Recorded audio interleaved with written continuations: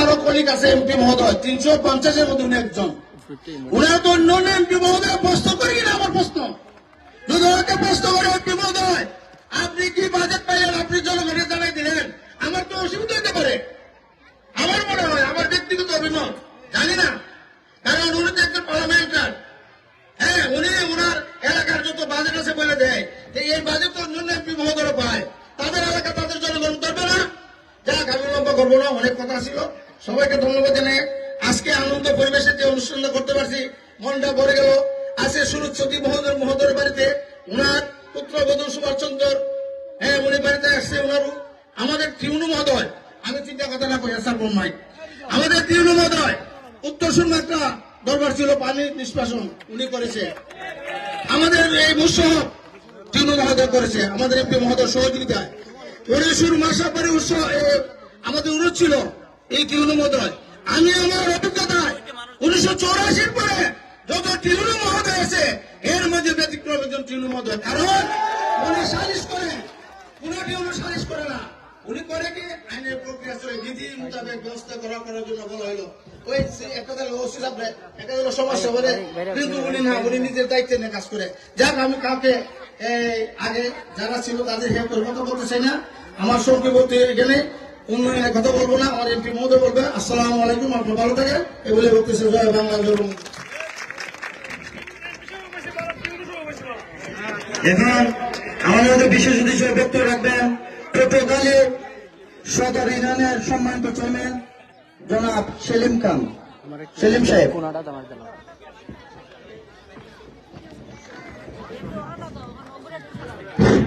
শুনেন, আমি বক্তব্যের আগে আগে পরিচয় করাই দিই ছেলেটারে।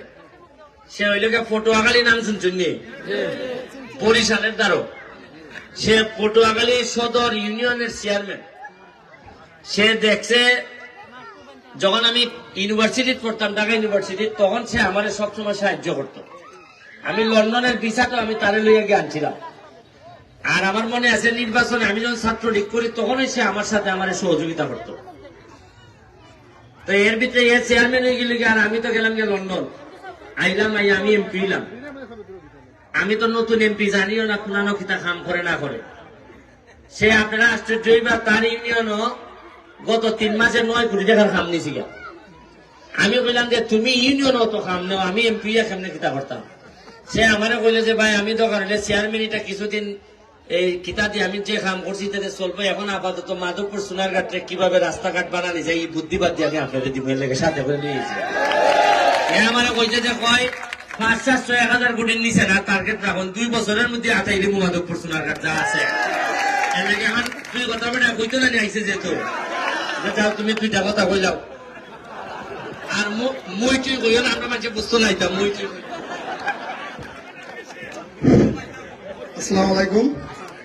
অধ্যক্ষ সভার সম্মানিত সভাপতি, আমার প্রাণ প্রিয় সদ্য বড় ভাই, যার সাথে দীর্ঘদিন আমি কাটিয়েছি, তার কি বলবো ভাষায় আসতেছে না। দীর্ঘদিন আমরা একসাথে 2000 সাল থেকে 2009 সাল পর্যন্ত একসাথে আমরা এক বিছানায় একসাথে ঘুমাইছি, খাইছি। সে লন্ডন যাওয়ার পর তার থেকে কিছু গ্যাপ, তারপর আবার সে ব্যারিস্টারি পরে আইসা সে হাইকোর্টে প্র্যাকটিস করতেছে। আমি আমার ব্যবসা বাণিজ্য নিয়ে আমি ব্যবসা করি, ঠিকাদারি, এলজিডি ভবন। ও জায়গায় আমার নামের উপরে অনেক কিছু আর কি। ও জায়গায় যদি বলে সেলিম, তাহলে ইটে পাথর সবাই চিনে, লোকাল গভর্নমেন্ট, স্থানীয় সরকার মন্ত্রক, আগারগাঁও। ও জায়গায় গিয়ে শুধু আমার নাম বললেই হবে, সাতক্ষীর মাও। যাই হোক, আমি ভাইকে বুদ্ধি দিলাম যে ভাই আমার ইউনিয়ন পরিষদে গেছিল, পটুয়াখালী গেছিল, তখন আমি তাকে নিয়ে গেলাম। নিয়ে গিয়ে আমি বললাম যে ভাই যদি 2 উপজেলা সাজাইতে হয় তাহলে আপনাকে টার্গেট নিতে হবে। আমি যেমন টার্গেট নেই, ধরেন না এলজিডি ভবনে কোনো প্রজেক্ট রিভাইজ হয়, পিডিএ বলি যে স্যার আমার এই জিনিসগুলো লাগবে। যেমন গেল সপ্তাহে একটা প্রজেক্ট রিভাইজ হয়েছে, আমি 7টা রাস্তা ঢুকাই নিছি, আমি এমপিরা খবরও রাখে না। যেমন আমি ভাইরে একটা রাস্তা বের করে দিই 4 কিলো, ভাই জানতো না।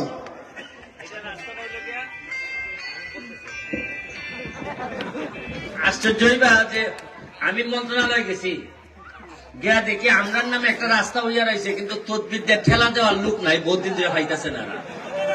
4 কিলোমিটার জায়গা, ওই যে শাকির মোহাম্মদ বাজার থেকে শাইস্তাগঞ্জ পর্যন্ত মানে আর কিছুদিন গেলে অন্য এমপি তাপলাই নিল কেন ওই আমার বার করে বললো যে ভাই আমি পিডিরে কইয়া এটা ধাক্কা দিয়ে সেট করে দিতেছি, এখন হয়তো কয়েক মাসের ভিতরে কাম শুরু হয়ে যাবে।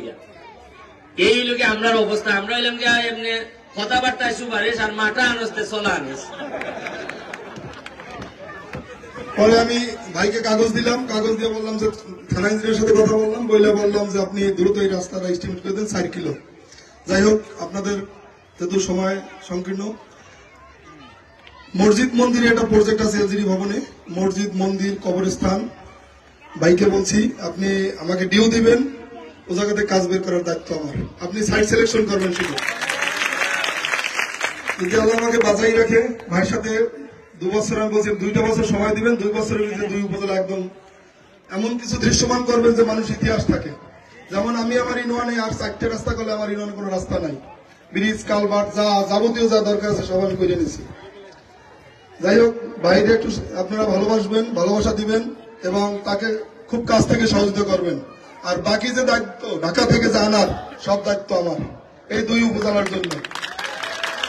আমি তাকে গাইডলাইন দেবো, সাহায্য করবো, সহায়তা করবো সব দিয়ে কিভাবে ডিপিপি তৈরি করতে হয়। একটা ডিপিপি ধরেন একটা এমপি চাইলে অনেক কিছু করতে পারে, কারণ আমার দেখা চোখে সে যদি মনে করেন আলাদা প্রজেক্ট তৈরি করতে পারবে 50 কোটি টাকা পর্যন্ত একটা এমপি, এটা একনেক হয় না, একনেক ছাড়া 50 কোটি টাকা পর্যন্ত একটা এমপি বরাদ্দ আনতে পারে।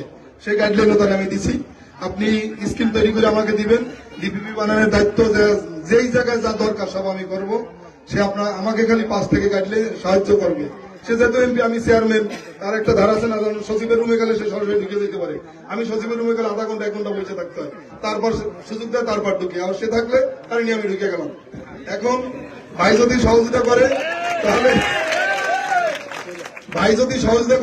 তাহলে আমি আশা করি এই 2 উপজেলা 2 বছরের মধ্যে অনেক কিছু দৃশ্যমান করা যাবে। আর আপনাদের এই মন্দিরের ব্যাপারে ভাই আমাকে সহযোগিতা করলে আশা করি বরাদ্দের বিষয়ে ভাই বলবেন, ওটা আমি না বলি, সে যেহেতু এমপি মহোদয় খুব দ্রুত